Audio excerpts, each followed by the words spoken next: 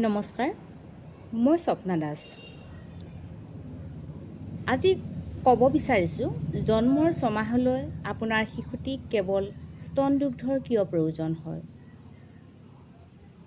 শিশুৰ প্ৰথম 6 মাহত মাতৃদুগ্ধৰ সলনি অন্য সামগ্ৰী খোৱালে কি অনিষ্ট হ'ব পাৰে। জন্মৰ 6 মাহলৈ কেৱল মাতৃদুগ্ধ শিশুটিৰ বাবে যথেষ্ট হয় নেকি? যদি গৰমৰ সময়ত শিশুটি তৃষ্ণাতুৰ হয়, তেন্তে পানী দিয়াটো শুদ্ধ হ'বনে? মই পৰৱৰ্তী ভিডিঅ'সমূহত এনেবোৰ কথাই আলোচনা কৰিম বুলি এই চেনেলটো খুলিছোঁ। আশা কৰিছোঁ আপোনালোকে সঁহাৰি দিব। প্ৰথম 6 মাহত স্তনপানৰ সলনি অন্য সামগ্ৰী দিয়াৰ ফলত শিশুটিৰ ওপৰত পৰিব পৰা বেয়া প্ৰভাৱসমূহ এনেধৰণৰ। স্তন দুগ্ধৰ লগতে অন্য সামগ্ৰী খাবলৈ দিলে শিশুটিৰ ডায়েৰিয়া আৰু অন্য ধৰণৰ বেমাৰ হ'ব পাৰে। কিছুমান শিশু ডায়েৰিয়াৰ দৰে সংক্ৰামক ৰোগত আক্ৰান্ত হৈ জন্মৰ প্ৰথম কেইমাহতে মৃত্যুমুখত পৰে।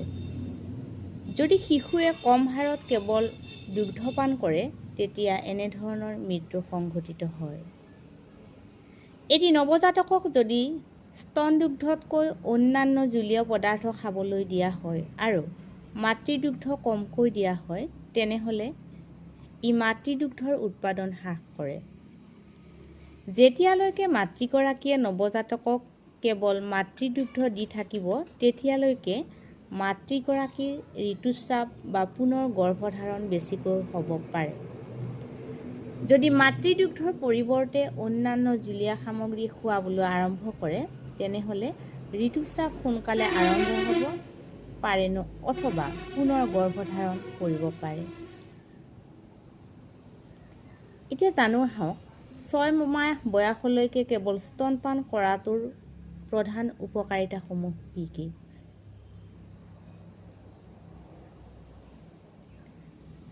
6 মাহ বয়সলৈ শিশুৰ প্ৰয়োজনীয় বিকাশ আৰু ক্ৰিয়াকলাপৰ কাৰণে স্তন দুগ্ধত যথেষ্ট পুষ্টি থাকে। স্তন দুগ্ধত কেৱল যথেষ্ট পানীয়ে শিশুটিৰ পানীৰ প্ৰয়োজন পূৰণ কৰে। 10ৰ ভিতৰত 9 ভাগেই পানী স্তন দুগ্ধত পোৱা যায়। যদিহে শিশুটি তৃষ্ণাতুৰ হয়, তেনেহ'লে তাক পানী দিয়াতকৈ অতিৰিক্ত স্তন দুগ্ধ দিয়াটোৱে শ্ৰেষ্ঠ হ'ব। ধন্যবাদ।